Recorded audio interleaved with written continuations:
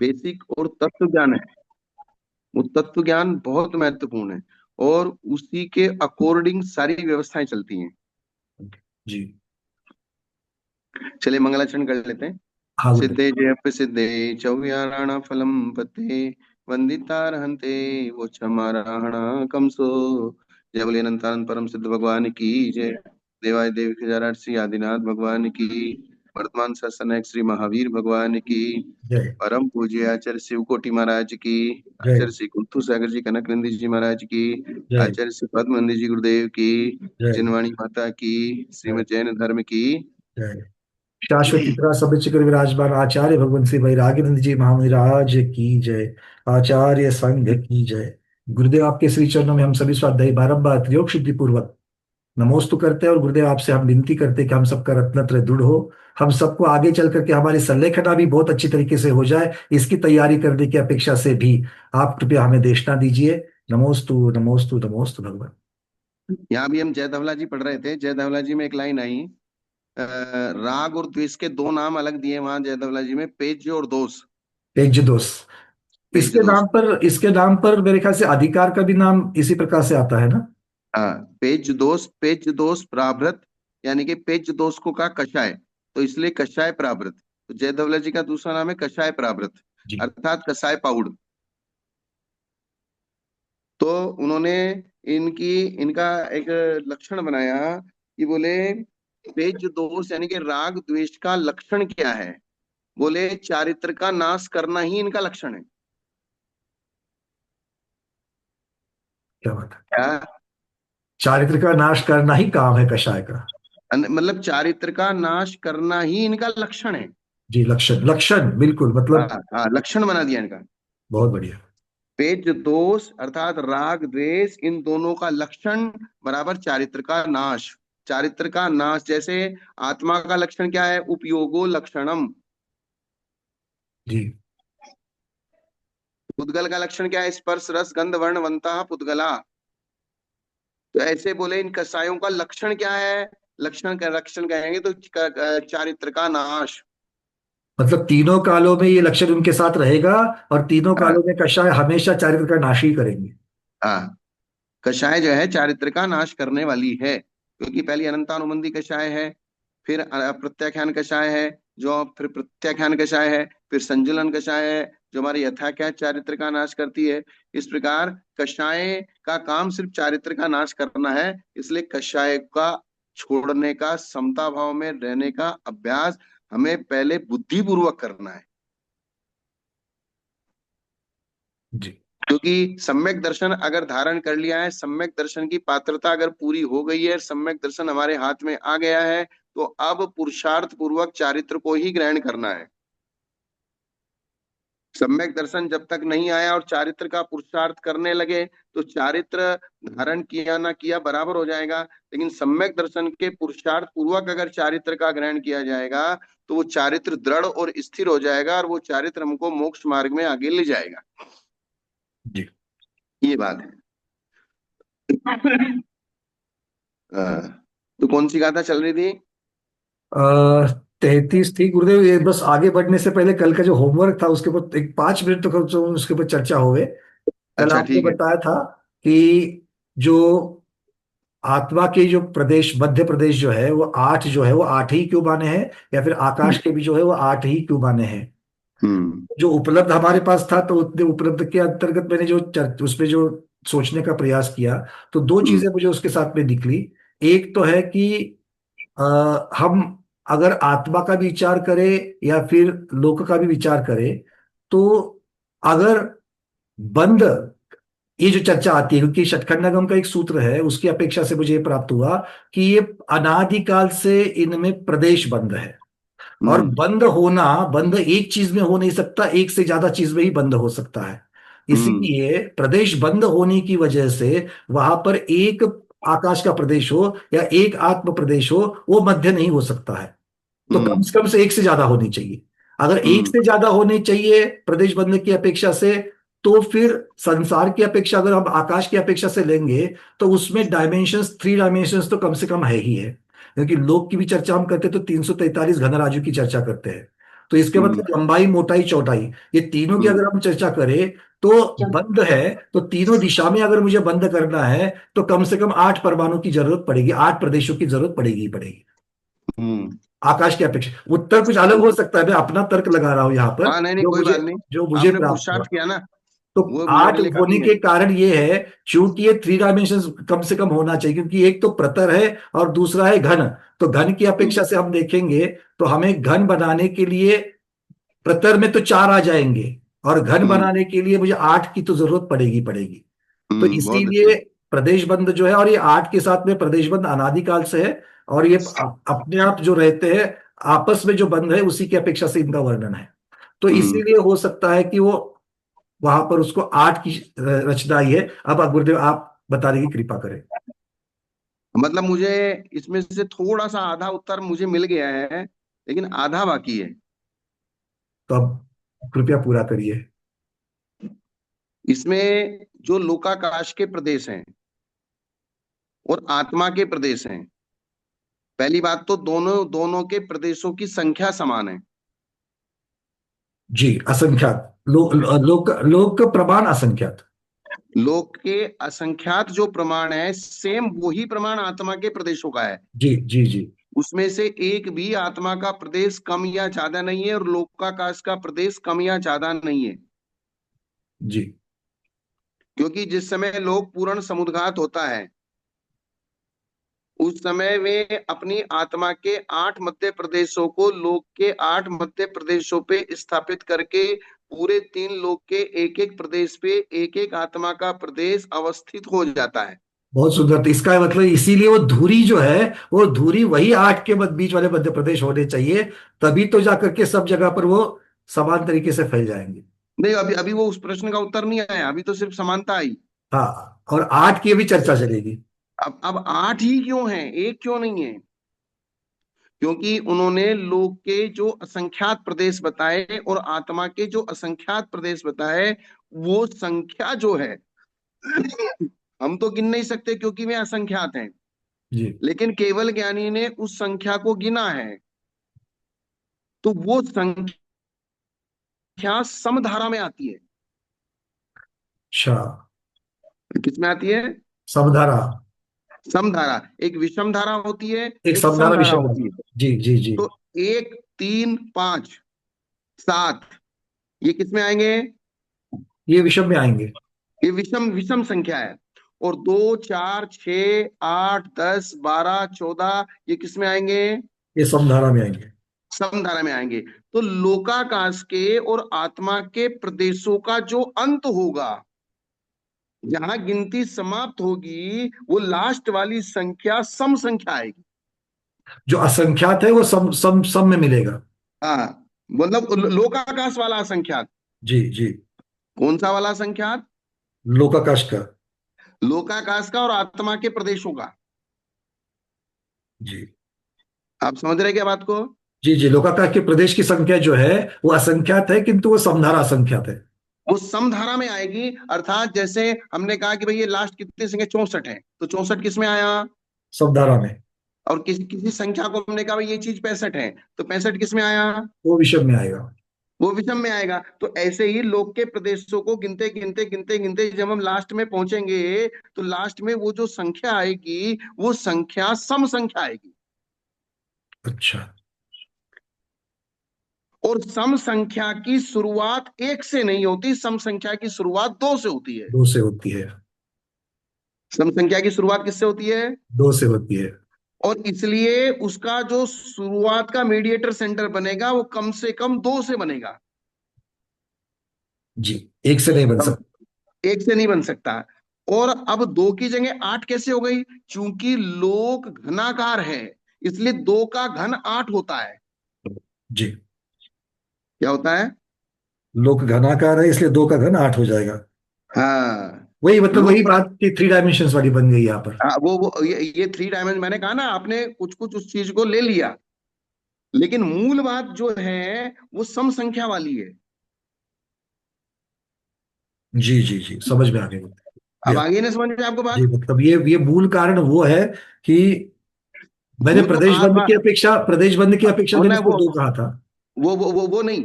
हाँ, तो ये मुख्यतः से असंख्यात जो है वो समनारा वाला असंख्यात है, और समनारा की हाँ शुरुआत दो से होती है, तो दो की अपेक्षा थ्री डायमेंशन बनाओ तो आठ बन जाएगी।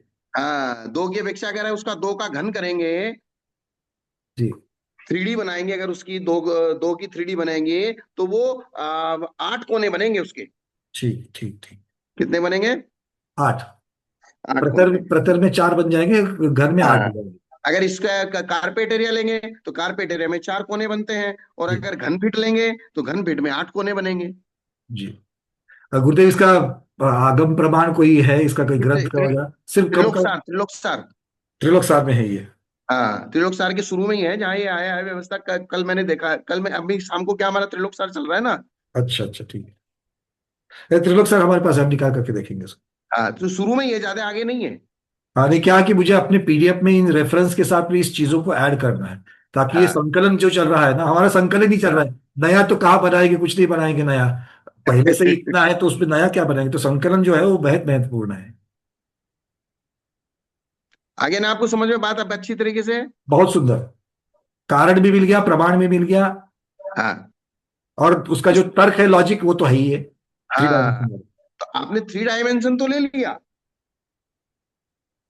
हाँ, बट वो हमने में प्रदेश बंद में इस तरीके से गया कि जब बंद होता है, बंद तो एक के साथ नहीं होगा, दो के हाँ, साथ होगा, बट बंद तो तीन के साथ भी हो सकता है। तो यहाँ चार पर के साथ दो भी हो की सकता है, अपेक्षा पांच के क्यों साथ लिया भी हो है? सकता है। हाँ, तो दो की अपेक्षा लेना इसीलिए क्योंकि वो असंख्यात समधारा वाला है। हाँ, बहुत क्योंकि बढ़िया 14 गुरुदेव। धाराएं बताई हैं त्रिलोकसार में। ये पहली बार ये ज्ञान भी आज पहली बार मिला है कि असंख्यात जो है वो समधारा वाला है। हाँ, कौन सा? लोक का, आकाश का, असंख्यात प्रदेश जो लोक। है वो असंख्यात। हाँ, लोकाकाश और एक जीव के आत्मा के प्रदेश, क्योंकि जी दोनों की संख्या बराबर है। जी जी जी।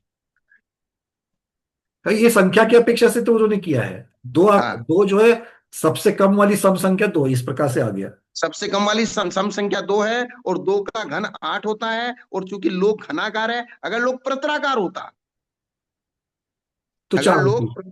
लोक प्रत्राकार होता तो उसका जो मीडिएटर सेंटर बनता वो चार का बनता। चार का बनता, ठीक है। किसका बनता है? उसके चार कोने बनते।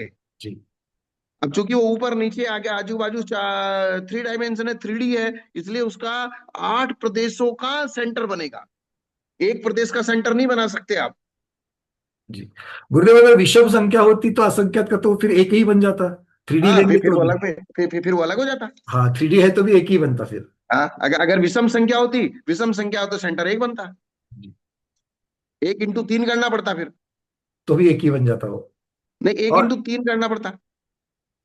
नहीं, एक का घन होता ना, वन इंटू वन तो भी वन ही आता तो होता। एक का घन एक ही होता है। हाँ, तो ये एक का घन घनाकार की अपेक्षा से भी बन जाता, किंतु एक हाँ। को भी डायमेंशंस है। हाँ। एक प्रदेश जो है उसको भी डायमेंशन है, और थ्री हाँ, तो डायमेंशन है उसको। एक का घन एक ही होता। जी जी। इसीलिए एक एक ही इंटू बनता। एक इंटू एक। अब दो इंटू दो इंटू दो, तो दो दूनी चार दूनी आठ। जी ये ऐसे कभी कभी बहुत ऐसे सब्जेक्ट क्लिक कर जाते हैं कि जो कभी भी समझ में नहीं आते। पहले लोक का जो मध्य है उसको आठ ही प्रदेश क्यों लिए? क्योंकि हमारी बहुत सारी चर्चा सम्यक तो मार्गणा में इसके ऊपर हुई थी, बहुत सारे शब्द, हाँ, चल है, अचल है, कैसे, कब हाँ, विग्रह गति में क्या होता होगा, सिद्धों में क्या हो, ये बहुत चर्चा चली है इसकी, सिद्धों में अचल हाँ। ही रहते हैं। तो बट आठ ही क्यों, ये वाली चर्चा नहीं चली थी। और इसी प्रकार से मैंने जो कल आपको जो विषय बताया था, द्रव्यमन, भावमन, हाँ, ये वाली द्रव्यमन भी। अवस्थित अनवस्थित, भावमन अवस्थित अनवस्थित, जी, ये भी मेरे ये चर्चा पक्का हो जल्दी गया। से सामने आती नहीं। सब लोग द्रव्यमन और भावमन की चर्चा करके रह जाते। जी जी, ये बहुत, ये भी पहली बार मिला, और ये भी बहुत सुंदर, अच्छी हाँ, तरीके से समझ में आ गया ये। वो खाली क्या द्रव्यमन और भावमन की चर्चा करके रह जाते हैं, लेकिन द्रव्यमन भी दो प्रकार का है और भावमन भी दो प्रकार का है। इस प्रकार की चर्चा नहीं हो पाती। जी जी। हमने ऐसे अपनी भाषा में थोड़ा सा अनवस्थित अवस्थित में क्या होता है कभी कभी, इसलिए वो टेम्परेरी लगा दिया था, हाँ, उतने समय के लिए, जब तक हाँ, हाँ। उपयोग है वहां तक वो टेम्परेरी गया, बस ये बात है। और इसलिए उन्होंने कहा है, जैसे पांच इंद्रियां अवस्थित हैं, अपनी जगह नहीं छोड़ती हैं, इस प्रकार से मन नहीं है, क्योंकि वो अपनी जगह छोड़ छोड़ के दूसरा दूसरा दूसरी जगह पे नया नया निर्माण होता रहता है। जी जी जी जी, बिल्कुल। इसलिए पांच इंद्रियों को अवस्थित कहा है, क्योंकि आंख आंख की जगह रह के ही काम करती है। लेकिन मन पूरी बॉडी के आत्मा के प्रदेशों में रह के काम करता है, उसका कोई निश्चित स्थान नहीं है। हाँ, उसकी दूरी आपको हृदय कमल में जो 8 पाखुड़ी वाला कमल है वो उसकी दूरी बना के आप कर सकते हैं। तो ये इतना सुंदर विषय ये मिल गया कल का कि इससे ना मनोविज्ञान और जो आधुनिक विज्ञान जो मन के बारे में जो चर्चा चलती है उसकी बहुत सारी हाँ, युक्तियां सुलझ जाएगी। ऐसी बहुत सारी चीजें थी, जैसे भाई मन फिर हार्ट का ऑपरेशन करते हैं तो हार्ट में वो 8 पाखुड़ी वाली कमल वो दिखना चाहिए ना कभी। भाई तो बोले वो दिखता क्यों नहीं है? उसको तो हमने इस प्रकार से लिया था भाई, मनोवर्गणा इतनी जो सूक्ष्म होती है, वो सूक्ष्म होने की वजह से वो तो दिखेगी ही नहीं। नहीं, सूक्ष्म का मतलब छोटी नहीं। नहीं नहीं, छोटी नहीं, सूक्ष्म का मतलब है कि सूक्ष्म अवगाहना की अपेक्षा से सूक्ष्म, कि जो, नहीं नहीं, अवगाहना की अपेक्षा नहीं। नहीं, जो 23 पुद्गल की रचना जो की गई है। नहीं नहीं नहीं नहीं, सूक्ष्म अवगाहना की अपेक्षा नहीं, छोटी की अपेक्षा नहीं। जैसे सूक्ष्म वर्गणाएं उनको कहते हैं जो आपकी इंद्रियों का विषय नहीं होती। हाँ, तो इंद्रियों का विषय क्यों नहीं है? जैसे सूक्ष्म जीव और बादर जीव। गुरुदेव, वहां तो नाम कर्म की अपेक्षा से चलेगा। हाँ, तो वही वही वही सूक्ष्म नाम कर्म का उदय जो होता है, बट ये तो सूक्ष्म पुद्गल में नाम कैसे? कर्म और बादर नाम कर्म। बट यहाँ पर तो पुद्गल है, पुद्गल को कैसे लगाएंगे? हाँ, तो पुद्गल के ही सूक्ष्म और बादर नाम कर्म होता है, वो बादर सूक्ष्म नाम कर्म जीव की अपेक्षा से होता है। लेकिन वो वर्गणाएं स्वाभाविक रूप से ही सूक्ष्म है। जैसे कारमान वर्गणाएं इस लोक में फैली हुई हैं, लेकिन वे कारमान वर्गणाएं कैसी हैं? मतलब आपको ये कहना है कि द्रव्य बन की जो मनोवर्गना है वो ना किसी से अड़ेगी, ना किसी को अड़ाएगी। वो सूक्ष्म परिणमन है उनका। द्रव पुद्गलों का 2 प्रकार का परिणमन है, एक सूक्ष्म परिणमन, एक बादर परिणमन। बादर परिणमन जो किसी को बाधा देता है और बाधित होता है उसको बादर परिणमन कहते हैं। जो किसी को बाधा नहीं देता और बाधित नहीं होता उसको सूक्ष्म परिणमन कहते हैं। जैसे सूक्ष्म निगोदिया जीव, वे आप यहाँ इस वातावरण में सूक्ष्म निगोदिया जीव आग जलाओ तो भी वे जलेंगे नहीं। हम्म। नहीं, उनके नामकर्म बादर की, सूक्ष्म नाम कर्म के उदय से वे बात, जैसे आरक पुतला होता है, नहीं, आरक नामकर्म की पुतला भी अपेक्षा, सूक्ष्म होता है। गुरुदेव, नामकर्म की अपेक्षा तो बिल्कुल क्रिस्टल क्लियर है कि अड़ने अड़ाना, ये इस प्रकार से जो चर्चा है वही, बस वो पुद्गल पे भी यहाँ पर लगा रहे हाँ, हैं। तो इसी प्रकार से हमारे अंदर वो बादर और सूक्ष्म जो औदारिक शरीर बना है वो, और वैक्रियक शरीर बना है या फिर आहारक शरीर बना है, वो बादर और सूक्ष्म अलग अलग प्रकार की वर्गणाओं से बना है। लेकिन पुद्गल का भी तो एक स्वाभाविक गुण है। पर पुद्गल वो के छह, एक जगह पर रहेगी कैसे फिर वो? नहीं नहीं, एक मिनट, पुद्गल के नहीं, एक जगह पे रहे वो, उसमें दिक्कत नहीं है। नहीं, तेजस वर्गना भी जैसे क्योंकि तेजस शरीर और कार्बन शरीर जो हमारे सारे आत्म प्रदेशों में लगा हुआ है, हम्म। तो तो फिर वो अगर एक हम, जगह स्थिर है ना। हाँ, जहां जहां आत्मा के प्रदेश है वहां वहां कर्मण वर्गणाएं हैं, तो तो चिपकी वो हुई है ना वे। आत्मा के, मतलब मेरे मन में जिज्ञासा ये उठ रही थी कि अगर हम्म। वो अड़ाएंगे नहीं और अड़ेंगे नहीं, तो किस नहीं नहीं नहीं, अपेक्षा से बंधन को प्राप्त होंगे? अड़ाना और अड़ने की चर्चा नहीं है यहाँ, बाधा देना और बाधित होना। हाँ, बाधा देना और बाधित होना, ठीक है। हाँ, वे जैसे हमारे हृदय कमल में 8 पाखुड़ी का वो सूक्ष्म कमल है, सूक्ष्म मन है, वो कि हमारे रक्त संचार को या बॉडी के किसी भी पार्ट को ना तो बाधित करता है और ना बाधा देता है, बस इतनी सी हाँ, विवक्षा। बस मेरे दिमाग में ये आ रहा था कि 8 पंखुड़ी मतलब पंखुड़ी का आकार बनने के लिए भी तो कुछ उनको एक परिस्थिति अनुरूप रहना पड़ेगा, वो तो बंध की अपेक्षा होगा। और बंध तो सूक्ष्मता, एक स्निग्धता और रुक्षता की अपेक्षा से बंध हो जाएगा नहीं, आकार बनने के लिए। बंद की आवश्यकता नहीं है। जैसे सूक्ष्म निगोदिया लब्ध पर्याप्तक का शरीर होता है, उसका भी एक आकार होता है। जी। ऐसे ही जो मन है 8 पाखुड़ी का कमल का, उसका एक आकार है। जी, ओके ओके, क्लियर। और वो आकार हृदय में स्थित है। और हृदय में स्थित होते हुए वो ना तो किसी से बाधित होता है, शरीर के बाकी की सारी चीजें बादर है। हम्म। औदारिक शरीर की बाकी हमारी सब चीजें क्या है? हाँ, बाकी तो बादर है कि स्थूल है, सूक्ष्म है? औदारिक औदारिक वर्गनाओं से बनी वो स्थूल है। वो बादर है। वो बादर बाधित भी होती है और बाधित बाधा भी करती है, लेकिन उसी औदारिक बादर शरीर के अंदर मन सूक्ष्म है। जैसे इसी औदारिक शरीर के अंदर आत्मा है, और आत्मा में जो कारमान वर्गणाएं, तेजस वर्गणाएं, वे भी सूक्ष्म है। इसी प्रकार से वो मन की जो वर्गणाएं है, मन का जो आकार है वो भी सूक्ष्म है। लेकिन वह वो उसी जगह वो अवस्थित है। वो इधर उधर हिलता डुलता नहीं है, जाता नहीं है कहीं। जी। ठीक है, ये चिंतन के और लिए विषय तो और भी अच्छा मिल गया। और एक, इसमें एक चीज और समझ लीजिए, पुद्गल के 6 भेद बताए हैं। हाँ, वो जैसे जिसको पकड़ सकते नहीं पकड़ सकते, छाया आदि जो बताया हाँ, गया। तो उसमें एक भेद है सूक्ष्म सूक्ष्म, एक भेद जी। है सूक्ष्म, एक भेद है सूक्ष्म बादर, एक भेद है बादर सूक्ष्म, एक भेद है बादर, और एक भेद है बादर बादर। हाँ, मतलब वो वाला सूक्ष्म यहाँ पर लगाना है हमको मुख्यतः। हाँ, तो पुद्गल के जो स्वाभाविक रूप से 2 प्रकार के परिणमन होते हैं, उन 2 प्रकार के परिणमनों में एक सूक्ष्म परिणमन होता है। पुद्गल परमाणु जब सूक्ष्म रूप से परिणमन करता है तो आकाश के एक प्रदेश में अनंत परमाणु ठहर सकते हैं। हाँ, वो तो ठीक है, ठीक। आकाश के एक प्रदेश में अनंत परमाणु कैसे ठहरेंगे? तो सूक्ष्मत्व की अपेक्षा से ही होगा। क्योंकि आकाश का एक प्रदेश और परमाणु का एक आकार, दोनों की जगह बराबर है।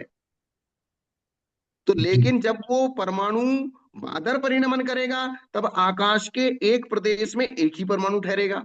और सूक्ष्म परिणमन करेगा और उसकी अवगाहन शक्ति आकाश की मिलेगी, तो दोनों की अपेक्षा से कार्य सिद्ध हो जाएगा।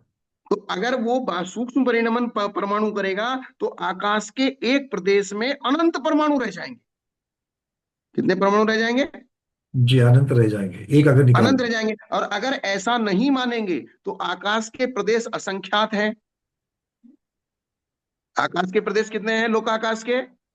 लोकाकाश के असंख्यात है। असंख्यात है। और उसमें रहने वाले द्रव्य कितने हैं? द्रव्य तो अनंत है, पुद्गल की अपेक्षा ही अनंत है। अनंत है। तो फिर एक एक आकाश के एक एक प्रदेश में अनंत अनंत द्रव्य अवगाहित हैं। जी जी जी। क्या? ये बात तो पक्की है कि असंख्यात प्रदेशों में अनंत है, मतलब एक प्रदेश में भी अनंत आ जाएंगे। एक उसको माने बिना वो व्यवस्था बनी ही नहीं सकती। जी।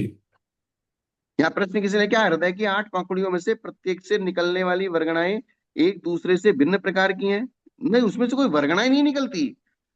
वो तो नहीं, जो हमारा, वो पूरन गलन की अपेक्षा मनोवर्गना आ रही है और मनोवर्गना जा रही है इस प्रकार से। वो अलग चीज है। जैसे हमारा बॉडी है, शरीर है, शरीर में औदारिक वर्गणाएं नई आती हैं, पुरानी जाती हैं, वो जो औदारिक नामकर्म का उदय चलता है। ऐसे आपका जो मन नामकर्म, जो जिससे मन बनता है, द्रव्य इंद्री, द्रव्य इंद्री बनती है, उसकी निष्पत्ति के लिए भी तो, बनाने के लिए भी तो कर्म ही कारण है ना।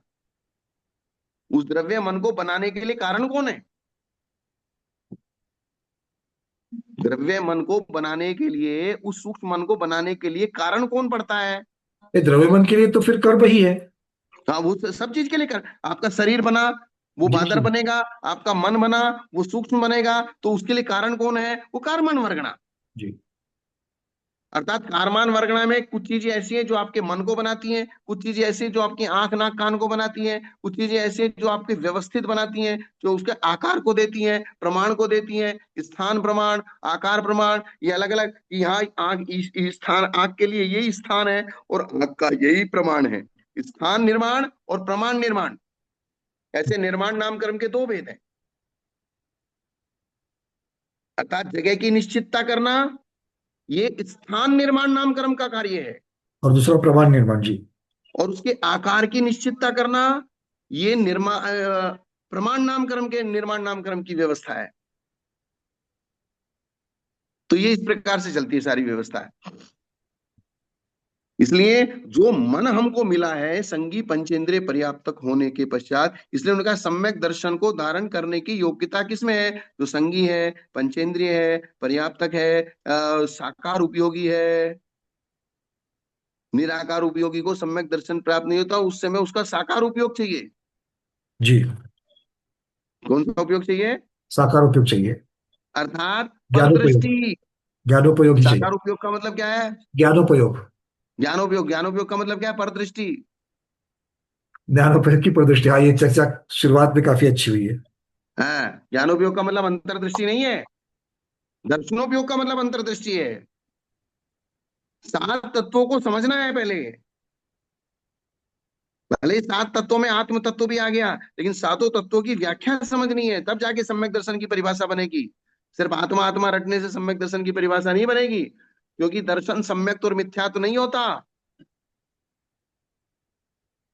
स्व समझने के लिए पर भी समझ, पर ही समझ करके शुरुआत हो जाएगी, पर से शुरुआत हाँ, होगी। पर की शुरुआत से ही स्वयं समझ में आएगा ये चीज। प्रमोद जी, कुछ प्रश्न आ रहा था, एक मिनट महाराज जी। हाँ, क्या कह रहे हैं? ये पूछना था एक तो कि मन क्या अवधि ज्ञान का विषय है, मतलब अवधि ज्ञान से दिखता है मन, हाँ, ठीक है ना। दिखेगा अवधि ज्ञान से। हाँ, एक क्योंकि कार्बन वगैरह। अवधि ज्ञान का विषय है पुद्गल। जी जी जी बिल्कुल। अवधि ज्ञान का विषय क्या है? पुद्गल। अब जी, अवधि ज्ञानी आपको सम्यक दर्शन है या नहीं है, ये कैसे बताएगा? कर्म भगणाओं को देख के बता, कर्म कर्म। भगण। तो कर्म वर्गणाएं क्या चीज है? जी, सूक्ष्म पुद्गल वर्ण, पुद्गल वर्ण है, तो सूक्ष्म उस पुद्गल। अवधि ज्ञान ने सूक्ष्म कारमान वर्गणाओं को देखा कि नहीं देखा? जी जी जी। तो उन सूक्ष्म कारमान वर्गणाओं का अंदाजा लगा के कि आपकी आत्मा में अभी सम्यक्त प्रकृति का उदय चल रहा है, इसका मतलब आप अभी छायोपशमिक सम्यक दृष्टि हैं। और आपकी आत्मा में मिथ्यात्व प्रकृति का उदय चल रहा है, इसका मतलब आप मिथ्या दृष्टि हैं। इस प्रकार वो अवधि ज्ञानी आपकी उन कारमान वर्गणाओं को अपने अवधि ज्ञान से जान के आपके सम्यक दर्शन और मिथ्या दर्शन का निर्णय कर देगा। तो अच्छा चलिए, एक दूसरी बात यह है कि ये मन का जो उत्पत्ति हुई, तो ये तो आहार वर्गणाओं से नहीं होती क्या? नहीं, मनोवर्गणाएं अलग है, 23 मनोवर्गणा है वर्गणाओं। ना हाँ उसकी। सर, मनोवर्गणा से होती है। हाँ। तो तो जो मन कार्बन वर्गणा तो अलग हो गई, कार्बन वर्गणा का, अलग है, अलग है, मनोवर्गणा अलग हुई। कारमान वर्गणाएं अलग हैं और हाँ मनोवर्गणाएं अलग है। जैसे कारमान वर्गणाएं औदारिक शरीर नाम कर्म की प्रकृति अलग है, और जिनसे औदारिक शरीर बनता है वो वर्गणाएं अलग है, वो औदारिक वर्गणा है। और जी जी। औदारिक शरीर नाम प्रकृति कारमान वर्गणा से बनती है। कर्म के उदय से जीव सैनी बन रहा है, और सैनी बनेगा तभी मनोवर्गना को ग्रहण करेगा, क्योंकि मनोपर्याप्ति तभी होगी। इसका नहीं, मतलब क्या हो गया कि कार्बन वर्गना जो है, उसको कार्बन वर्गना का जो कार्य है उसकी वजह से जीव में वो मनोवर्गना ग्रहण करने की शक्ति आ गई। इसलिए कारमान वर्गणा को बीज कहा। ठीक। एक है कारमान कि, वर्गणा को क्या कहा? हाँ, एक है कि ग्रहण करना नहीं करना, और दूसरा किसको ग्रहण करना है, तो अलग अलग विषय हो जाए। 23 वर्गणाओं में कारमान वर्गणा अलग है। 23 वर्गणाओं में आहारक वर्गणा अलग है, अलग है। औदारिक वर्गणा अलग है, वैक्रियक वर्गणा अलग है, जी जी जी मनोवर्गणा अलग है, भाषा जी वर्गणा अलग है। जी तेजस जी। वर्गना भी अलग है। अर्थात जिनसे शब्द उत्पन्न होते हैं वो वर्गणा अलग है। जिससे औदारिक शरीर बनता है वो वर्गणा अलग है। जिससे वैक्रियक शरीर बनता है वो वर्गणा अलग है। और जिससे कर्म बनते हैं वो कर्मण वर्गणा अलग है। और भाषा वर्गना लेना है कि नहीं लेना है, ये कौन डिसाइड करेगा? अगर कार्बन ये वर्गणा आपका एकेंद्रिय है, एकेंद्रिय है तो वो हाँ, भाषा वर्गना लेगा ही नहीं, वो कंज्यूम ही नहीं करेगा, क्योंकि तो उसमें वो कार्बन पात्रता नहीं वर्गणा है। तय करती है, भाषा कर्म पर्याप्ति वर्गणा तय होगी नहीं करती वहां पर। क्योंकि उसके कर्म उसके वर्गणा यंत्र तय नहीं है करती ना।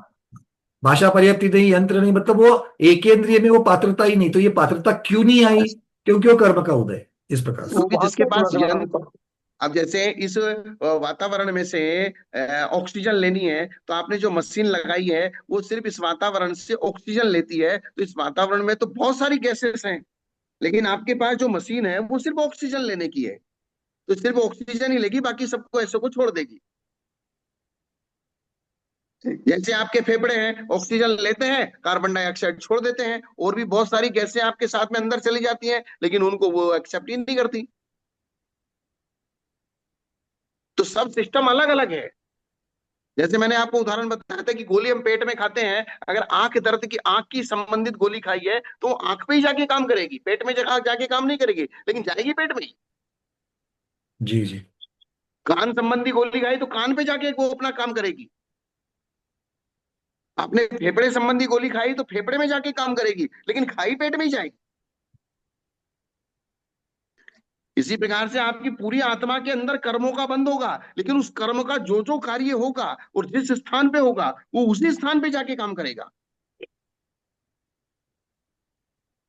जैसे उन्होंने कहा था कि मूलाचार जी में मेंढक के लिए डाला हुआ द्रव्य मछली को मदमस्त नहीं करता, वो मेंढक को ही बेहोश करता है। उसी पानी में डाला गया है। इसी प्रकार से ज्ञानी को इसी वातावरण में ज्ञानी रहता है, इसी वातावरण में अज्ञानी रहता है, लेकिन कर्म बंध ज्ञानी को नहीं होता, ज्ञानी को होता है। क्या? जी, अज्ञानी को ही कर्म बंध। हाँ, मतलब ज्ञानी भी वही है, अज्ञानी भी वही है। ज्ञानी भी वही मुंह से खाता है, अज्ञानी भी वही मुंह से खाता है। ज्ञानी भी मुंह से ही बोलता है, अज्ञानी भी बोलता है, लेकिन एक को कर्मबंध होता है, एक को कर्मबंध नहीं होता है।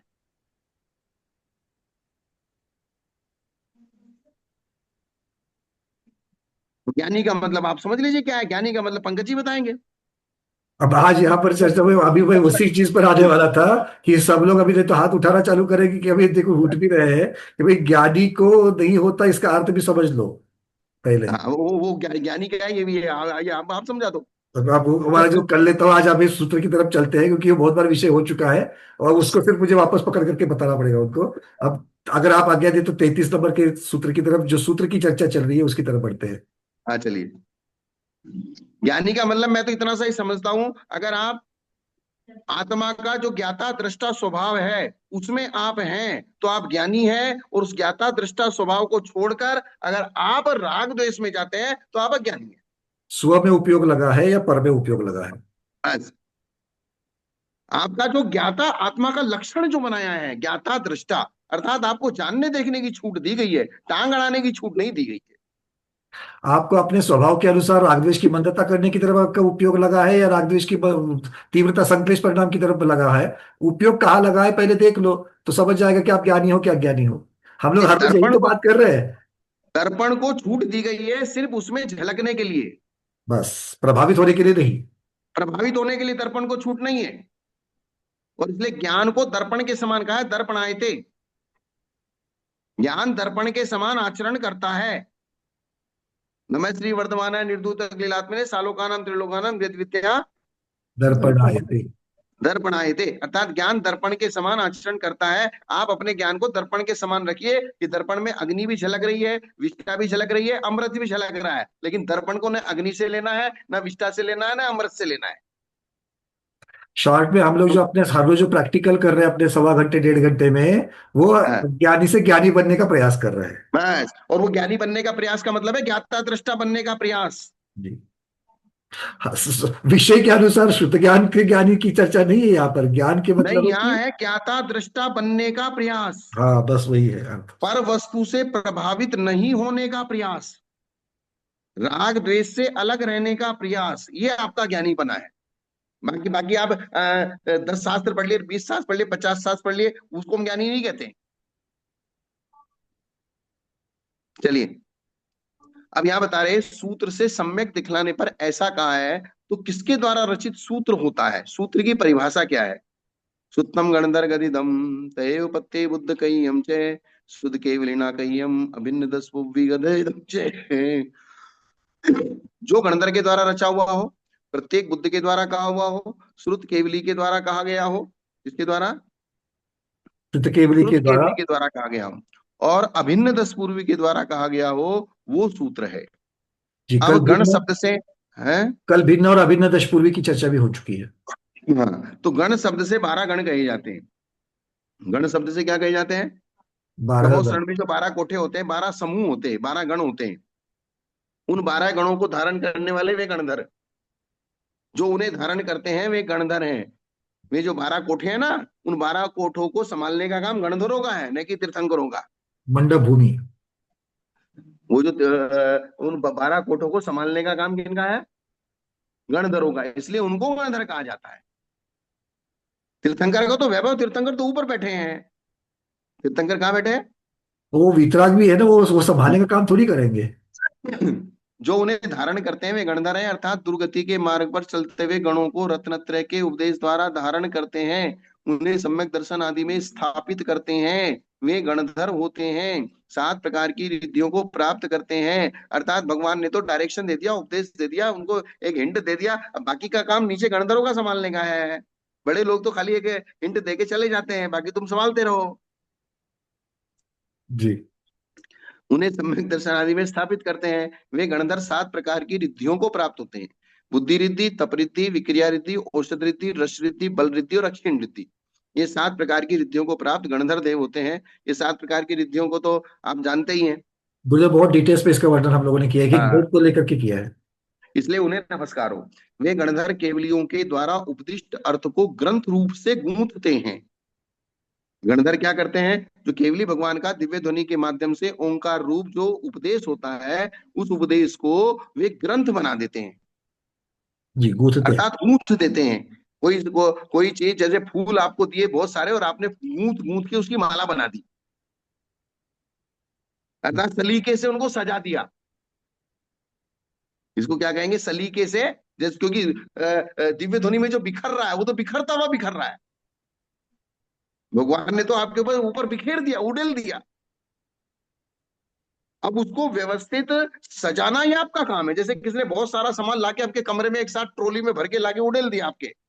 अब आप उसको अलग अलग छांट के उसको अलग अलग भाई खानों में लगा के अलग अलग अलमारी में सिस्टम सिस्टम वाइज जो जिसके साथ बैठता है वैसा सजा देना, ये गणधरों का काम है। उसको सिस्टमेटिक ढंग से सजाना। इसलिए उन्होंने क्या गूंथते हैं। बाल बिखरे हुए हैं, चोटी गूंथना पड़ती है। फूल बिखरे हुए हैं तो माला गूंथना पड़ती है। जो गूंथना शब्द होता है, अर्थात उसको सलीके से सजा देना। कहा है अर्यंत अर्थ को कहते हैं। और उनके गणधर उन्हें ग्रंथ का रूप देते हैं। और ग्रंथ शब्द भी गूंथने से बना है। जी। श्रुत ज्ञानावरण के क्षोभसम से परोपदेश के बिना जो ज्ञानातिशय को प्राप्त होते हैं वे प्रत्येक बुद्ध है। प्रत्येक बुद्ध किसे कहते हैं? जो परोपदेश के बिना ही ज्ञानातिशी को प्राप्त होते हैं। अर्थात जिनको किसी ने पढ़ाया नहीं है, तपस्या के माध्यम से स्वयं ही श्रुत ज्ञान का क्षोभसम अचानक प्रकट हो गया है। और धवला जी में भी आया था कि संपूर्ण द्वाद सांग को कोई पढ़ा भी नहीं सकता। वो तो बीज रूप में थोड़ा बहुत ही पढ़ाया जाता है और उसके बाद वो बीज बुद्धि से उनके अंदर अपने आप संभिन्न पादानुसारी बुद्धि और बीज बुद्धि और एक संभिन्न श्रोत्री बुद्धि, ये तीनों बुद्धियां मिलके द्वादशांग को कैप्चर कर लेती है। क्योंकि एक पद पढ़ा, आगे पीछे के सारे पद मालूम पड़ गए। बीज रूप से एक अक्षर पढ़ा और आगे पीछे का सारा, जैसे वो लिंक वाला काम है ये। श्रुत केवल इसी प्रकार से हो जाएंगे। और इसलिए बीज रूप में जो उन्होंने सबसे जघन्य श्रुत ज्ञान किसको कहा? अष्ट प्रवचन मात्रिका। हाँ, किसको कहा? अष्ट अष्ट प्रवचन प्रवचन मात्रिका। मात्रिका। अष्ट प्रवचन मात्रिका यानी कि 5 समिति 3 गुप्ती। अब 5 समिति 3 गुप्ती ये लिंक हो गया पूरे द्वादशांग का। अब आप क्या समझ लीजिए, पूरे बीज, द्वादशांग का लिंक 5 समिति और 3 गुप्तियां है। ये बीज है, इसी से वटवृक्ष बनेगा पूरा। हाँ, अब आप इसकी थोड़ी सी कल्पना करके बता दो कि ये बीज वट वृक्ष कैसे बनेगा। ये है ही चारित्र, क्योंकि 5 गुप्ती और 3 समिति जो है, ये तो इसका संरक्षण संवर्धन करने का ही तो नहीं काम नहीं है नहीं नहीं, इसको थोड़ी सी इसको द्वादशांग में बढ़ाओ थोड़ा सा। संपूर्ण द्वादशांग तो अपन नहीं बढ़ा सकते, लेकिन एक दो पन्ना तो बढ़ाओ। नहीं, मतलब आप विषय की अपेक्षा से पूछ रहे हो? हाँ, सब्जेक्ट सब्जेक्ट ही तो बढ़ाना है ना। हाँ, तो सब्जेक्ट की अपेक्षा से आचारांग आदि जैसे मुनि धर्म के बारे में मतलब बनाने वाले हैं। जैसे जैसे मैं आपको बताऊं, जैसे हमने नाम लिया 5 समिति। 5 समिति इक्वल टू क्या? इरिया समिति। अब इरिया समिति को हमने बढ़ाना चालू किया। इरिया समिति का मतलब 4 हाथ जमीन देख के चलना। तो जमीन क्या होती है, 4 हाथ क्या होते हैं, देख के किसे चलना है? जीवों को चलना है। और आंख क्या होती है, आंख से देख के चलना है। ऐसे विषय को बढ़ाते जाओ। हाँ, मतलब आप उसको प्रोजेक्शन, मतलब किस प्रकार से उसको बढ़ाते बढ़ाते चलना है, इस प्रकार से। बढ़ाते बढ़ाते तो द्वादशांग तक जाना है। बढ़ाते बढ़ाते विषय को कहां तक ले जाना है? 6 द्रव्य 7 तत्व के साथ वही तो अंतिम होगा उसका, फिर उसके हाँ, परे कुछ नहीं। पूरा द्वादशांग तक लेके जाना है। पूरा फिर उसका हम, परे कुछ नहीं। हाँ, एक ही उसमें बहुत सारी फाइलें निकलेंगी। जैसे हमने हमने भाषा समिति बोला। भाषा भाषा का मतलब शब्द वर्गना, शब्द शब्द का मतलब बोलना। अब शब्द कितने प्रकार के होते हैं, शब्दों की कितनी व्याख्याएं हैं, तो शब्द शब्द शब्द शब्द शब्द जानते तो सब कुछ आ जाएगा उसमें। फिर मैंने बोला बोला तो आपने, मैंने मुंह से बोला, रचना इंद्रिय का प्रयोग हुआ। आपने सुना तो कर्ण इंद्रिय का प्रयोग हुआ। जी, हित मित प्रिय की चर्चा आएगी उस पे। मित मित प्रिय की चर्चा आएगी। तो ऐसे करते करते करते करते पूरा द्वादशांग आ जाएगा, इसको एनालिसिस करते करते। इसलिए पूरे द्वादशांग का जो इतना बड़ा सिस्टम है, उस पूरे द्वादशांग की एक ही लिंक है सबसे मिनिमम 5 समिति और 3 गुप्ती। क्योंकि समिति प्रवृत्ति रूप है और गुप्ती निर्वृत्ति रूप निवृत्ति है। रूप है, बिल्कुल बिल्कुल। तो 2 ही मार्ग है, एक प्रवृत्ति और एक निवृत्ति। प्रवृत्ति निवृत्ति के अलावा कोई मार्ग नहीं है तीसरा। बोले दिन है कि रात है, या तो दिन होगा या रात होगा। दिन रात के अलावा तो कुछ होता नहीं है। आदमी है कि औरत है, तो आदमी होगा या औरत होगी। या तो स्वर्ग होगा या नरक होगा। यही व्यवहार रूप है, इसी से हम निश्चय रूप तक पहुंचेंगे। भाई तो 2 ही तो चीजें, एक पक्ष और एक विपक्ष। जी। तो जितना भी सारा का सारा निश्चय है वो गुप्ती में आ जाएगा। जितना भी सारा का सारा व्यवहार है वो समिति में आ जाएगा। तो इसको निश्चय व्यवहार में घटा लो। गुप्ती में भी चाहे तो हम व्यवहार निश्चय दोनों भी घटा सकते हैं। हाँ, वो फिर विवक्षाएं हैं, नए हाँ, हैं, प्रमाण है, निक्षेप है, वो सब घट जाएगा। इसी के अपेक्षा से वो अलग अलग अपेक्षाओं से तो द्वादशांक बनेगा उसका। ऐसा, ये हमारा कहने का मतलब है। अब आप ये समझ लीजिए, आपके मोबाइल में जो ऐप है वो ऐप है 5 समिति और 3 गुप्ती का। उसको खोलते जाएंगे, क्लिक करेंगे तो क्लिक में उसमें फाइल में फाइल, फाइल के पीछे फाइल, फाइल के पीछे फाइल खुलती चली जाएगी। तो ऐसे करते करते वो द्वादशांक बन जाएगा। जी, अलग अलग फोल्डर फाइल होते गए। हाँ, इंटीरियल इंटीरियल इंटीरियल घुसते चले जाएंगे ना, तो वो जो सारी चीजें फिर आप द्वादशांक तक पहुंचाएंगे। इसलिए सबसे जघन्य ज्ञान 5 समिति 3 गुप्ती का भी जिनको ज्ञान होता है, वे भी द्वादशांक के ज्ञाता कहलाते हैं। अर्थात सबसे जघन्य श्रुत ज्ञान 5 समिति 3 गुप्ती के द्वारा जिन्होंने केवल ज्ञान को प्राप्त किया है। वहां कहने का मतलब क्या है, क्योंकि द्वादशांक के बिना तो कोई केवल ज्ञान को प्राप्त नहीं कर सकता, क्योंकि केवल ज्ञान को प्राप्त करने के लिए शुक्ल ध्यान करना पड़ता है, और शुक्ल चाहती है पूर्व विधा। उसके बिना नहीं होगा। पूर्व विध के बिना शुक्ल ध्यान होता नहीं है। तो फिर उनको क्या 5 समिति 3 गुप्ती से शुक्ल ध्यान हो गया? नहीं, वो तो विशुद्धि की अपेक्षा से वो बीज था, वो बीज से जितना होना नहीं नहीं नहीं, 5 समिति 3 गुप्ती मात्र से मुझे तो 5 समिति 3 गुप्ती से ज्यादा ज्ञान है, फिर मुझे शुक्ल ज्ञान भी हो जाएगा। नहीं नहीं नहीं, ऐसा थोड़ी ले लेंगे उसको। तो फिर वो क्या लेना? नहीं, वो बीज है मतलब उसमें वटवृक्ष है। 5 समिति 3 गुप्ती रूपी तो ज्ञान उनको द्रव्य श्रुत का है, लेकिन उनके बीज बुद्धि है। जी। जो 8 प्रकार की रिद्धि बताई ना अभी, आठ हाँ। प्रकार की रिद्धि में बुद्धि रिद्धि, जी तो बुद्धि रिद्धि का एक भेद है बीज बुद्धि। जी जी। उस बीज बुद्धि के लिंक से वो द्वादशांग को ही जानने वाले हैं। अर्थात वो सिर्फ 5 समिति 3 गुप्ती तक रहने वाले नहीं है, वो द्वादशांग को ही जानेंगे, वो तो इसलिए वो सिर्फ पूर्व विधि हाँ, बस कहलाएंगे। वो एंट्रेंस चाबी है, अंदर तो पूरा गोडाउन खुलने वाला है। हाँ, और वो बीज बुद्धि के माध्यम से खुलेगा उनके, जी जी। या पादानुसारी बुद्धि के माध्यम से खुलेगा। तो इसलिए गणधरों को नियम से ये 8 रिद्धियां होती हैं, बुद्धि रिद्धि, क्योंकि ये एक रिद्धि अगर नहीं होंगी तो वो द्वादशांग को नहीं संभाल पाएंगे। कार्य ही नहीं होगा, बिल्कुल नहीं होगा, वो पात्रता ही हाँ, नहीं आएगी। बात समझ में आई ना? तो ये और बात बहुत। दिव्य ध्वनि बिना गणधर के नहीं कीर्ति, इसका अर्थ भी यही है। हाँ, क्योंकि क्योंकि वो जो संभालना गणधर को ही है। वो तो जब बिखराव जो है कवि वो ने, गूंथने का, बिखराव को गूंथने वाला तो चाहिए चाहिए। हाँ, तो भगवान ने तो लाके एक साथ ढेर का ढेर पटक दिया। अब ढेर का ढेर दे दिया हमको, ढेर का ढेर लो संभालो उसको। अब उस संभालने वाला अगर इंसान नहीं होगा तो फिर भगवान कहेंगे मैं नहीं दूंगा, संभालने वाला लाओ पहले। और वो भी एक बार नहीं, दिन में 3 बार 4 बार तो होना ही है। इसलिए बुद्धि रिद्धि, तप रिद्धि, विक्रिया रिद्धि, औषध रिद्धि, रस रिद्धि, फल रिद्धि, क्षीणवान रिद्धि, ये 7 प्रकार की रिद्धियों के प्राप्त गणधर देव होते हैं, उन्हें नमस्कार हो। गणधर केवली द्वारा उपदिष्ट अर्थ को ग्रंथ रूप से गूंथते हैं, अर्यंत अर्थ को कहते हैं, उनके गणधर उसे ग्रंथ रूप से देते हैं। अर्यंत अर्थ रूप से कहते हैं, जी जैसे मैं मतलब। आपको लक्ष्य करके दे रहा हूं, कह रहा हूं, आपको लक्ष्य करके कह रहा हूं। यही समझ लो कि आप जो है, मेरी एक आदत क्या है, मैं कभी भी कोई स्वाध्याय करता हूँ, कोई भी प्रवचन करता हूँ, तो किसी ना किसी एक आदमी को मैं एक लक्ष्य करके पढ़ाता हूँ। गुरुदेव, इसी प्रकार बड़े बड़े ग्रंथों की रचना हुई है, एक एक शिष्य को टारगेट करके ही फिर उसके माध्यम से बन गई है। हाँ, क्योंकि जो जिस तरीके से आप मेरी बात समझ सकते हो, उस तरीके से मैं सबको नहीं समझा सकता। मैं जिस लेवल से बात कर रहा हूँ, जिस सिस्टम से बात कर रहा हूँ, उसको समझने के लिए उसी लेवल का आदमी सामने होगा, तो फिर वो उसको सरलीकरण करके आगे पहुंचाए। जी जी, ये हमारे लोक में भी, लोक व्यवहार में भी इसी प्रकार से होगा। लोक व्यवहार में भी इसी प्रकार का सिस्टम चलता है। राजा लोग सिर्फ संकेत देते हैं, उसका व्याख्यान मंत्री लोग करते हैं जी। कि राजा का अभिप्राय ये है, उसका व्याख्यान कौन करता है? जैसे उमा स्वामी महाराज ने सूत्र मात्र लिख दिए, उसका व्याख्यान पूज्यपाद आचार्य कर रहे हैं, अकलंक स्वामी कर रहे हैं, और उसके बाद जो है विद्यानंद आचार्य कर रहे हैं, समंत्र भद्राचार्य कर रहे हैं, वो उनका व्याख्यान कर रहे हैं। संसद और कानून मंत्री ने कानून बना दिया, अब उसको कैसे कानून का अर्थ कर रहे हैं सीए और वकील लोग बैठ करके, इस प्रकार से हो। हाँ, तो श्रुत ज्ञानावरण के क्षोभसम से परोपदेश के बिना जो ज्ञानातिशय को प्राप्त होते हैं, प्रत्येक बुद्ध है।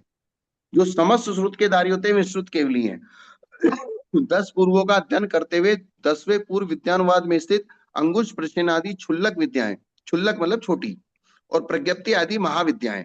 तो यहाँ विद्याओं का मतलब है कि वे जो विद्याएं हैं वो देवी देवता रूप होती हैं, अर्थात देवी देवता अपनी विक्रिया से आपके कार्य को आपके अनुसार सिद्ध करते हैं। वो आपकी आज्ञा में रहकर, जो उनको सिद्ध करता है वो उसकी आज्ञा में रहकर उसका कार्य करते हैं, अर्थात वे विद्याएं उस सिद्ध करने वाले की दास के समान कार्य करती है। इसके समान, उसके दास के समान। दास के समान, अर्थात आपने उस देवी देवता को, उस विद्या को अपना दास बना लिया। तो अगर आपने वो दासपना, दास प्रवृत्ति उस विद्या से करवा रहे हो तो आप मुनि पद में नहीं रह सकते। जी बिल्कुल, किसमें नहीं रह सकते? मुनि पद में नहीं रह सकते। आपको सबको छोड़ना पड़ेगा, सबको स्वतंत्र करना पड़ेगा, ये बात है। तो वे आकर अपना रूप दिखाती हैं, अपनी शक्ति को कहती हैं, सामने खड़े होकर निवेदन करती हैं कि हमारे योग्य कार्य बताइए। उनके वचन सुनकर जो कहते हैं कि हमें आपसे कोई काम नहीं है,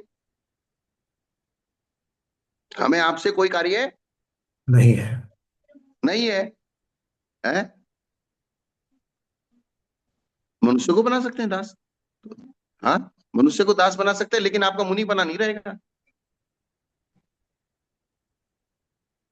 आप अगर किसी से दास प्रवृत्ति करा के कोई काम करवा रहे हैं तो फिर आपका मुनिपना नहीं रहेगा।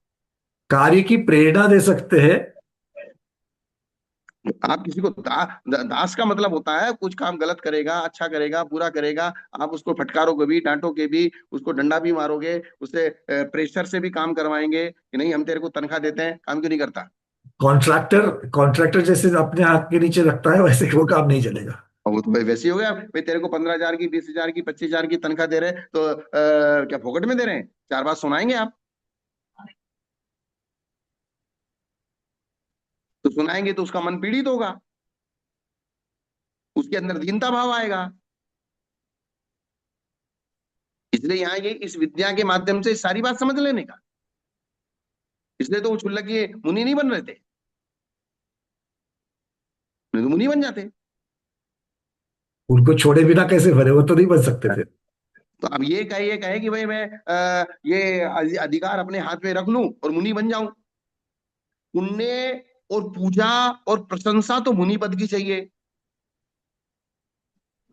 और काम नीचे का करेंगे तो कैसे चलेगा?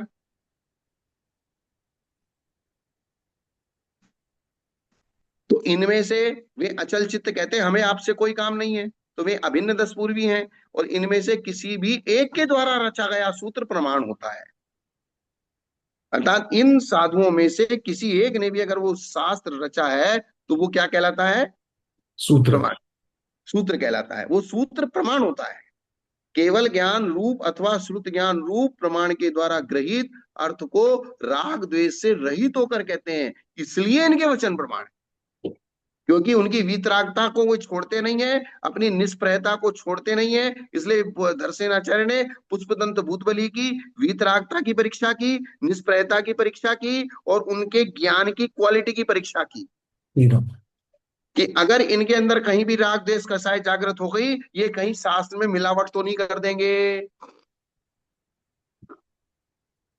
तो उनके वचन प्रमाण क्यों हैं? क्योंकि वे वीतराग हैं, निष्प्रय हैं, राग द्वेष से रहित हैं, इसलिए उनके वचन प्रमाण हैं, वे गलत नहीं बोलेंगे। जो वचन प्रमाण के द्वारा देखे गए अर्थ को कहते हैं और राग द्वेष से रहित वक्ता से उत्पन्न होते हैं, वे वचन प्रमाण होते हैं। कौन से वचन प्रमाण होते हैं? जो वचन प्रमाण के द्वारा देखे गए हैं, अर्थात केवल ज्ञानी के द्वारा। प्रमाण मतलब, प्रमाण का मतलब ज्ञान, तो क्या क्या है? सम्यक ज्ञानम प्रमाणम तत्प्रमाणे,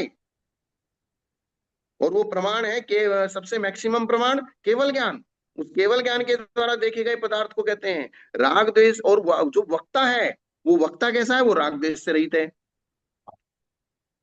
जैसे मैंने जो केवल ज्ञानी ने तो आपको बता दिया, गणधर भगवान के पास वो चीज आ गई, अब वे मान लीजिए राग द्वेष से रहित नहीं है, तो वे गलत गलत प्रचारित कर सकते हैं। ये बहुत सुंदर बात है गुरुदेव, इसके ऊपर चिंतन, क्योंकि केवली भगवान तो सर्वज्ञ वीतरागी है, किंतु गणधर भगवान अभी तक वीतरागी नहीं है, और हाँ लेकिन, वो जो गूंथ रहे हैं उसको भी प्रमाण माना जा रहा है। हाँ, उसको क्यों प्रमाण माना जा रहा है? क्योंकि उनकी उन्होंने इस प्रकार से करके दिखाया है कि जी मेरे अंदर किसी भी उन्होंने इस प्रकार की परीक्षा दी है कि मैं राग द्वेष से रहित हूं। और वो परीक्षा उनकी मतलब वो परीक्षा जिनेन्द्र भगवान ने ली है जी। और हम और लोगों ने भी ली है। वो पाप भीरुता, वो निष्पृहता जब आगे के परंपरा आचार्यों में आ गई है, तो इसीलिए परंपरा आचार्यों के द्वारा हम तक जो पहुंचा हुआ भगवान की वाणी है, वो भी हमारे लिए उतना ही प्रमाण है। बस तो ये जैसे उसके राग कारण द्वेष, है। हाँ, जैसे राग द्वेष से रहित पिता के द्वारा स्वयं प्रत्यक्ष से जानकर कहे गए वचन ये घड़ा लाल है, ये बात प्रमाणिक है। पिताजी ने पहले प्रत्यक्ष प्रमाण से जाना, तो हमारे पिताजी महावीर भगवान ने पहले प्रत्यक्ष प्रमाण से जाना, केवल ज्ञान से जाना कि घड़ा लाल है। फिर गणधर भगवान को कहा कि बोले बेटा घड़ा लाल है, सबको ऐसा ही बताओ। तो गणधर भगवान ने कहा बोले इस घड़ा लाल है। तो जिसने बताया कि घड़ा लाल है तो सबकी बात प्रमाण, और जिसने बताया कि घड़ा लाल नहीं है काला है तो बोले है प्रमाण। तो भगवान ने काला देखा और गणधर भगवान को काला बताया। और तुम वही तो बात है, गुरु ने क्या बताया? अज का शब्द 3 वर्ष पुराना धान्य। अज का अर्थ क्या कर दिया? बकरा। तो गड़बड़ हो गई ना। अब गुरु ने तो तीनों को एक जैसा पढ़ाया था, तीनों को ही अज का मतलब बकरा, वो 3 वर्ष पुराना धान्य पढ़ाया था। बकरा तो गुरुजी ने पढ़ाया ही नहीं था। तो बिचौलिए गड़बड़ करते।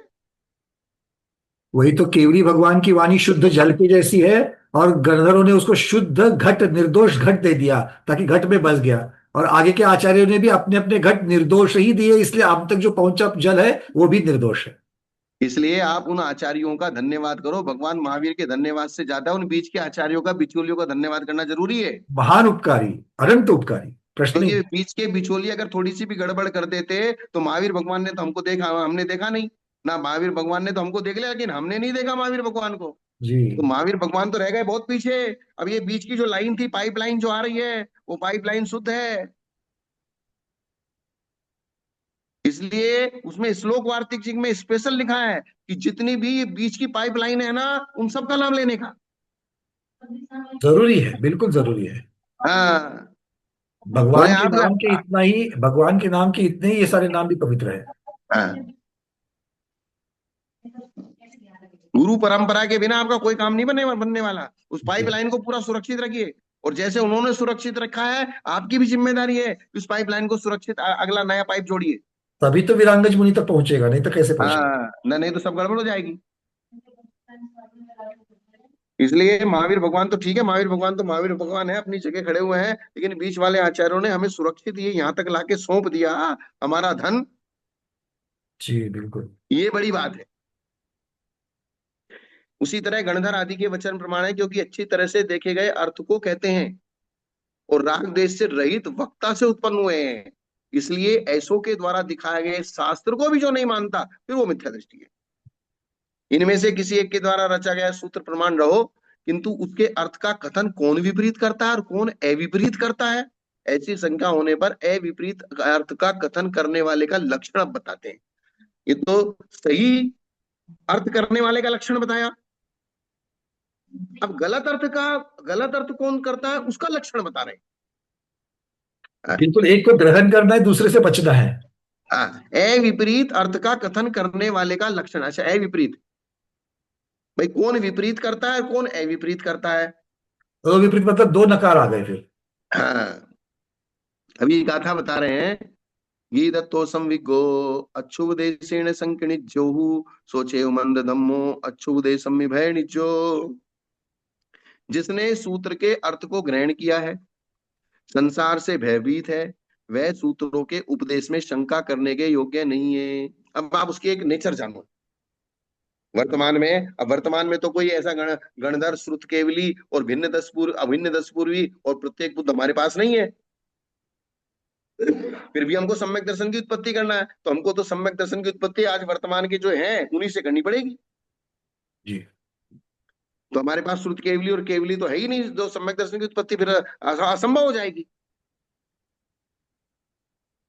तो अगर हम यही लेके बैठेंगे कि गणधर भगवान के द्वारा, प्रत्येक बुद्ध के द्वारा, और जो है श्रुत केवली के द्वारा और भिन्न अभिन्न दस पूर्वी के द्वारा कहा गया सूत्र ही प्रमाण है, और वो सूत्र आज हमारे पास नहीं है, वो सूत्र आज हमारे पास नहीं। क्योंकि लास्ट दर्शन पुष्पदंत भूतबली ने लिखा है। तो पुष्पदंत भूतबली न तो प्रत्येक बुद्ध थे, ये बात भी धवला जी में उठाई गई है, न ना तो वे वो प्रत्येक गणधर है, बुद्ध ना थे। श्रुतकेवली है, ना अभिनदस पूर्वी है, ना प्रत्येक बुद्ध है। कुछ भी नहीं है, तो फिर उनका शास्त्र भी तुम दिखा नहीं सकते। तो फिर उन्होंने ये कहा कि जिसने सूत्र के अर्थ को ग्रहण किया, संसार से भयभीत है, संसार से डरा हुआ है, जिसके अंदर कसाई नहीं है, जिसके अंदर निष्प्रयता है, और जिस इस बात की पहचान हम व्यवहार से बहुत अच्छी तरीके से कर सकते हैं, वह सूत्रों के उपदेश में शंका करने योग्य नहीं है। और वही अगर ग्रहितार्थ, वही ग्रहितार्थ तो है लेकिन मंद चारित्र वाला है, अर्थात शिथिलाचरण चारित्र वाला है। ज्ञान पूरा है लेकिन आचरण मंद है, चितलाचरण है। ज्ञान पूरा है, आचरण शिथिल है, तो सूत्र के व्याख्यान में भाज्य है, अर्थात उसकी बात को लेंगे लेकिन परीक्षा करके लेंगे। भजनीय बोल दिया उसको। हाँ, भजनीय का मतलब उसकी बात सर्वथा अमान्य भी नहीं है और सर्वथा ग्रहण मान्य करने भी योग्य नहीं है। नहीं। हाँ, तो अब उसकी उसने बात कही, बात को ले लेंगे हम, लेकिन फिर भी हमको एक उसके लिए ऑप्शन और चाहिए। विचार नहीं है, विचार करके लेंगे उसको। हाँ, मतलब उसके लिए ऑप्शन चाहिए, ऑप्शन चाहिए। लेकिन जो भयभीत है और जो मंद चारित्रधारी नहीं है और जिसने अर्थ को ग्रहण किया है, उसके लिए फिर हमको दूसरे ऑप्शन की आवश्यकता नहीं है। नहीं है, ये बात है। आई ना आपको समझ में? जिसने सूत्र का अच्छी तरह ग्रहण करके उसे अपने मन में अवधारित किया है और द्रव्य भाव परिवर्तन रूप संसार से डरता है, राग देश से विपरीत उपदेश करने पर मुझे मिथ्या दृष्टि होकर अनंत काल तक संसार का परिभ्रमण करना पड़ेगा, इस प्रकार जिसे डर लगता है, वह तो सूत्रों के अर्थ का उपदेश करने में शंका करने के बिल्कुल भी नहीं है। और गाथा में आए हुए खूस शब्द का अर्थ ही है, किंतु वही ग्रहितार्थ, अर्थात सारे शास्त्र को जानता है लेकिन मंद धर्मी है, श्रद्धा कम है उसको। उसको क्या है? श्रद्धा कम है। उसको क्या है? श्रद्धा कम है, मंद धर्मी है, अर्थात वो सम्यक दर्शन में कमजोर है। तो सम्यक दर्शन में कमजोर, जैसे वो भव्यसेन मुनि थे ना, नाम उनका भव्यसेन था, जंगल के लिए गए, कमंडल में पानी सुखा दिया, पानी सुखा दिया, कोई बात नहीं, इसमें क्या है, पानी से धोना ही तो है, अनछाना पानी लेके धो लिया। और इसमें कहाँ जीव दिखाई दे रहे हैं, भगवान ने तो कहा है लेकिन इसमें दिखाई कहाँ दे रहे हैं, ठीक है धो लिया। तो इसको कहते हैं मंद धर्मी। इसको क्या कहेंगे? तो ऐसा इंसान तो जब वो भगवान के वाक्य को भाई इसमें ये प्रासुक है और ये अप्रासुक है उसके ही भेद नहीं कर रहा है, तो फिर इसी प्रकार से वो आगम की बातों को भी गड़बड़ कर देगा। जी जी। क्या कर देगा वो? मतलब एक प्रकार का शिथिलाचरण ही हो गया ये। हाँ, तो ये एक चारित्र का शिथिलाचरण जिसके पास है वो ज्ञान में भी शिथिलाचरण ले आएगा। बिल्कुल पक्का, उसका सीधा सीधा संबंध है उसका। हाँ, और ये भी हो सकता है कि वो जो कर रहा है उसका फिर वाकई आकर के समर्थन भी करे। तो ये तो कहा ही है कि लोक में चारित्र को जो जैसा पालना चाहता है, फिर वो धीरे धीरे शास्त्र की बात को छिपा के व्याख्यान भी वैसा ही करने लगता है कि बोले शास्त्र में ऐसा ही लिखा है। सामने उदाहरण इतने सारे हैं तभी तो पंथ बने। हाँ, वो फिर क्या कहता है, शास्त्र में ऐसा ही लिखा है। हाँ, और जरूरत तो पड़ेगी तो इस द्वादशांग फिर से लिखे। हम्म, तो इसलिए वो जिसके अंदर इस पर जो मंद धर्मी है, यहाँ धर्म शब्द का मतलब है चारित्र, क्योंकि चारित्र ही धर्म है और जो धर्म है उसे सम कहा है, अतः मंद धर्म का अर्थ मंद चारित्र लेना। तो उसका व्याख्यान यदि सूत्र के अनुसार अथवा युक्ति के अनुसार हो, उसने व्याख्यान किया, फिर हम देखेंगे, मिलान करेंगे, ये सूत्र के अनुसार है, हाँ भाई ये सूत्र के अनुसार है, युक्ति से ठीक बैठता है, हाँ भाई ठीक बैठता है, फिर उसको ग्रहण करेंगे, और अगर ठीक नहीं बैठता है तो फिर ग्रहण नहीं करेंगे, क्योंकि उसके दिमाग में खुचर हो सकती है, वो गलत बोल सकता है, उसके ऊपर हम पूरा 100% विश्वास नहीं कर सकते। गुरुदेव कितनी बड़ी बात है, यहाँ पर ज्ञान की हाँ, अपेक्षा से नहीं कह रहे हैं वो, यहाँ पर चारित्र की अपेक्षा से कह रहे हैं। हाँ, क्योंकि चर्चा क्योंकि है कि भाई चारित्र, एक मिनट, चारित्र जिसका मंद होता है वो बात को बदल के कहने में उसको देर नहीं लगेगी। चारित्र मंद का मतलब जिसको चारित्र मोहिनीय कर्म का उदय है, अर्थात राग द्वेष का तीव्र उदय है, अर्थात कषाय का तीव्र उदय है। तो तो अपने कषाय आप के तीव्र उदय वाला बात को बदलने में क्या देर लगेगी। बिल्कुल बदलेगा, बिल्कुल बदलेगा। अब उसको जिसके प्रति विशेष राग होगा उसकी बात को अच्छी कहेगा, जिसके प्रति राग नहीं है उसकी अच्छी बात को भी गलत कहेगा। इसलिए मंद चारित्र वालों के ऊपर हम विश्वास नहीं कर सकते, क्योंकि जो स्वयं मंद है इसका मतलब स्वयं को उनको विशेष श्रद्धा नहीं है, तो फिर जब उनका व्याख्यान हम लेंगे तो व्याख्यान में भी उनके बोलने में मजा नहीं आएगा। जो स्वयं दृढ़ता से किसी चीज का पालन करते हैं ना, और जब उस चीज को वो बोलते हैं तो उनके बोलने में दृढ़ता होती है। जी, ये और बात है। जो स्वयं दृढ़ता से पालन नहीं करते और जब उस चीज को वो बोलते हैं तो बोलने में भी दृढ़ता नहीं होती। क्या। बिल्कुल, जो जो स्वयं उसका पालन कर रहा है, इसे तो बोला कि बोले जैसा चाले वैसी उसकी वंदा भी पावले, मतलब वही वो पूजनीय है जो बोलता है जैसे करता है वैसे ही होता है। मनस्सेकम वचस्सेकम कायस्सेकम महात्मना, मनस्सन्यत वचस्सन्यत कायस्सन्यत दुरात्मना। जी, दुरात्मा ही कह दिया सीधा उसको। हाँ, मनस्सेकम वचस्सेकम कायस्सेकम महात्मना, ये महात्मा का लक्षण है। जो मन में वो वचन में वही काय में। मनस्सन्यत वचस्सन्यत कायस्सन्यत दुरात्मना। मुंह में राम बगल में छुरी हो जाए तो को हो गया, दुरात्मा हो गया, हाँ, जिसको हम चालाक बोलते हैं, चालाक। स्मार्ट बोलते हैं आजकल की भाषा में, इंग्लिश में सियाना उसको बोलते हैं, सियाना। अब शाना स्मार्ट तो फिर तो उसके लिए तो वो पुरस्कार जैसा हो जाता है। हम्म। चलती उसी की है ना आजकल। अतः मंद धर्म का अर्थ मंद चार्य लेना, तो उसका व्याख्यान आदि यदि सूत्र के अनुसार अथवा युक्ति के अनुकूल हो तो ग्रहण करना, अन्यथा नहीं नहीं। करना। बात खत्म। जी। सीधा सीधा सा गणित है। समझ में आया ना सबको। जी। इसलिए सबसे पहला पुरुषार्थ सम्यक दर्शन के लिए कीजिए।